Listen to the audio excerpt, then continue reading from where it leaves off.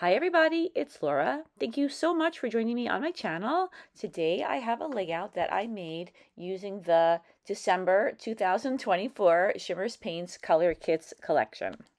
So this week I have put a couple of videos up on my channel that were slightly older Shimmerz videos, and this is the last of those videos, and then the rest of them will all be from the current Color Kitz collections.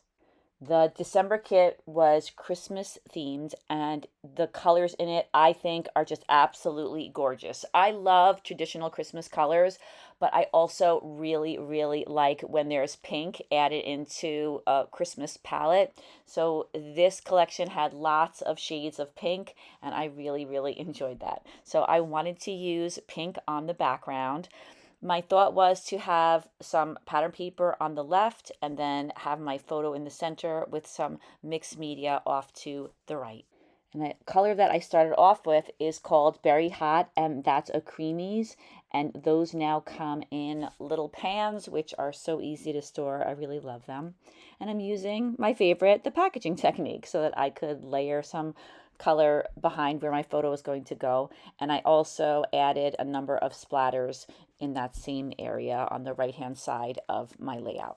When you look at the layout, you can see that I drew a line down the center of the page, and then I also drew a little half rectangle to show where half of my photo is going to go, and that's just to help me to know where to put the color on the background. Sometimes I think I can just kind of approximate. That never works out, so I do try to add some pencil lines, although I try to be very careful not to put the pencil lines anywhere where they're going to show, because once mixed media is added on top of pencil lines, it's really hard to get rid of those lines. Well, I wanted to add another shade of pink, so I added a color called Ruby, that's a Spritz, and I added some splatters of that on top of the Berry Hot, and I think that that combination of colors is going to go well with the pattern paper that I'm going to introduce in a little while. I wanted to add some stenciling to the background, so I'm using some modeling paste. I'm also using a stencil that I made using a plastic report cover and my Silhouette Cameo and one of the Silhouette cut files.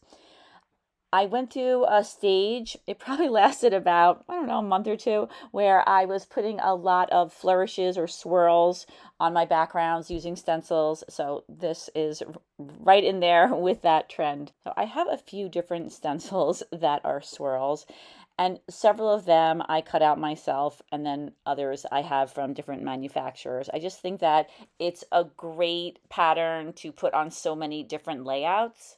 I also wanted to mention that I added in some white acrylic paint to the modeling paste.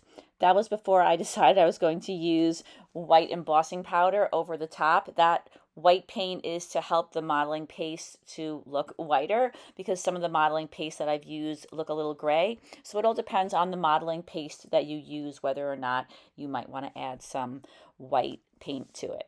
One drawback of adding the white paint is that it makes the modeling paste a little bit softer, and with some stencils it could make it a little bit harder to stencil. But then I decided I wanted to add some embossing powder over the top of the modeling paste. So I used an embossing powder from a company called the Powder Keg, and it's called Iridescent Sparkle. And I thought it was perfect for Christmas. It's just a really nice iridescent glittery look. And then I use my heat tool to set the embossing powder. Usually I will mat my photos in white cardstock and then have another color of cardstock behind the white mat. So for this layout, I'm using the Spritz in Ruby, and I'm just painting along the edges of this piece of cardstock. It's not necessary to paint the whole thing because, of course, just the edges are going to show. And I added a few layers of the paint because I wanted the color to be very rich. I don't always do this, but often I like to have the darkest color on the layout around the photo, or at least a dark color that's on the layout around the photo. I think that really helps it to stand out. And the paint dries fairly quickly, so by the time I went all the way around the piece of cardstock with the paint, it was ready to be painted again for another layer to be added. And here I'm painting a second piece of cardstock because I'm going to use it to mat my title, which is Merry Christmas. That's one of the ephemera pieces from the kit. Now I'm introducing this beautiful piece of pattern paper from the December kit. I just loved all the pinks and the greens, and I also loved all the berries and the poinsettias on it. So I added some distress ink in fired brick. I'm sorry, I added some distress oxide in fired brick all the way around the outside. And I always think that that color is going to be a reddish brown color, but it's actually kind of a pink color, so it went well to ink the edges of my pattern paper. So I attached my photo down to the mat that I made earlier, and now I'm going to cut out some foam to put on the back to pop it up and give it a little bit of dimension. So traditionally, I have bought this fun foam or craft foam at Michael's. They have it in the kids section. I always pick the foam that has one adhesive side. And I remember getting it very inexpensively there. I used to use my coupons. And then the pandemic hit and I was running low on foam. So I remember that I had to purchase it online and it was so expensive. It was like triple the price of what I would pay with the coupon from Michael's. So now I'm always careful not to let my supply dwindle. And I just noticed that although I have probably enough of a supply to last a couple of months left, I do have a little bit less than I'm comfortable with. So I have to make a trip, I guess, to Michael's. I'm sure they have the foam in other places, but I have to see how much the foam is going for these days because I don't want to run out of it again. So now every time I see fun foam, I feel like I'm reminded of the panic that I had when I didn't have enough foam during the pandemic. And it seems like I had accumulated a whole bunch of scrapbooking supplies, but not this one thing that I felt like I really needed. So anyway, getting back to the layout, I added half of a doily on the left-hand side of the layout. I wanted to add something on the left, but because that pattern is very busy, it really doesn't need too much. So I thought that I would just add a plain doily. And then I wanted to add some banners both on top of the photo and below it. So I had these little pieces of pattern paper. So I tucked one on the top and one on the bottom. And usually when I do this, I like to take a piece of scrap paper and attach the pattern paper to both sides of it so that it makes it a little easier to move it around and line everything up. I didn't do that on this particular layout, and I seem to remember regretting that because I never quite feel like everything is perfectly lined up unless I do that step. And then I believe I used the other side of that pink pattern paper, yes, it is the B side of the paper, to create some smaller banners to go on either side of the larger center one. And I did the same thing. I just cut out those banners. This one I mounted on some white cardstock first, but then I kept having to rearrange them and reline them up. So my advice is to get a piece of white cardstock or any color cardstock if it's going to be covered up and attach the banner at either end, and that way you know that everything's going to be straight and you don't have to keep checking it like I did. So I am using my scissors now to cut a fishtail in the ends of all four of these little banners. I like to cut one fishtail, and then if it ends up coming out straight, I like to use it as a template for the other banners that I incorporate on my pages. So that's what I'm doing now. I'm using the first banner to help me cut out all of the others. And then I once again use the Distress Oxide to ink the edges of all of the banners. And I do want to say that off camera, I did spend a while making sure that they were all lined up on the top and the bottom, and I used my T-square to help me do that. Well, now it's time to add some really cute embellishments to the page. I picked out a whole bunch of pieces from the ephemera pack. I don't use all of them, but I do use a lot of them on the layout.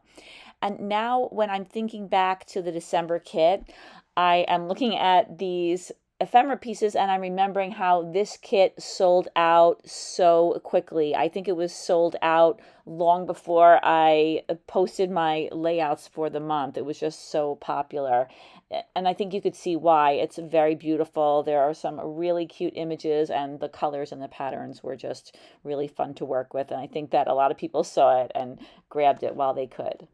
So now I'm taking my title and I attach it down to that piece of cardstock that I painted, and then I fussy cut around it to leave a pink border all around the edge.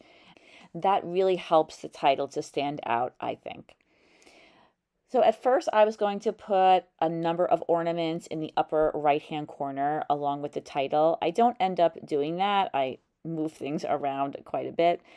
I do leave the snow globe to the right of the photo. I just love that snow globe with the little snowman inside of it. And then I'm also going to include another snowman to the right of the snow globe. Usually I wouldn't put two snowmen right next to each other, but because they're different scales and one is inside of a snow globe, I thought that it would look fine. And I attached a number of the ephemera pieces down to a piece of thick cardstock. And the ephemera pieces are a fine weight, but I think that I was planning to pop some of them up on some foam and I wasn't sure which ones. And then I ended up not popping any of them up on foam, but I do like to reinforce any ephemera pieces or stickers when I know that I'm going to put foam behind them, because otherwise they can get bent or sag. So I'm creating my little cluster to the right of the photo. As I said, I have a number of ephemera pieces. I'm also incorporating one of the dots that comes in each of the Shimmerz Color Kitz collections, and the one that I have on this layout is a little wreath. I decided to move some of the ornaments and the title to the top of the photo. So I have my title popped up on a little bit of foam, and I have that title layered on top of the ornaments. I fussy cut that really pretty poinsettia from one of the other embellishments. It was a wreath, but don't worry, it's not going to waste. I'm going to include part of the wreath underneath the photo in a little while. So now I'm using the other side of the pattern paper I use on the background to cut out a couple of little details. I'm focusing mainly on fussy cutting out the leaves and the branches because, as you could see, the cluster on the right is mainly pinks, and I wanted there to be some touches of green to balance that out or kind of make it go with the pattern paper that's on the left side of the layout. So I fussy cut out a number of those leaves and I'm tucking them into a couple of different places in that cluster. So I ended up doing a little bit more fussy cutting than I had planned to. You could see the shapes that I cut out on my mat. I have, like I said, a number of leaves, and I also cut out some of the berries, and I'm going to also use those as embellishments and kind of tuck them behind the ephemera pieces that I already have on the layout. And I think it helps them to pop out from the background a little bit. It just gives them a little bit of kind of a border. And I really didn't think to do that until I started fussy cutting. And then I thought, let me try cutting out these berries. And once again, the berries will help to marry the two sides of the layout where there are going to be berries and leaves on the right side and then the same images on the left side. And then I also decided to use some of those branches to the right and the left of my title at the top of the layout. And I like the way that is developing into a little bit of a cluster too. So for the green branches, I believe I just used my green dauber. There's always plenty of ink left on that dauber. And then for the embellishments that were pink, the berries, those I used, once again, the fired brick Distress Oxide to ink the edges. Now, I love inking the edges of things like fussy cut pieces and ephemera pieces. I feel like you could use any inks that you want. I just use what I have, and I think that it's a great idea to use whatever products you have in your stash.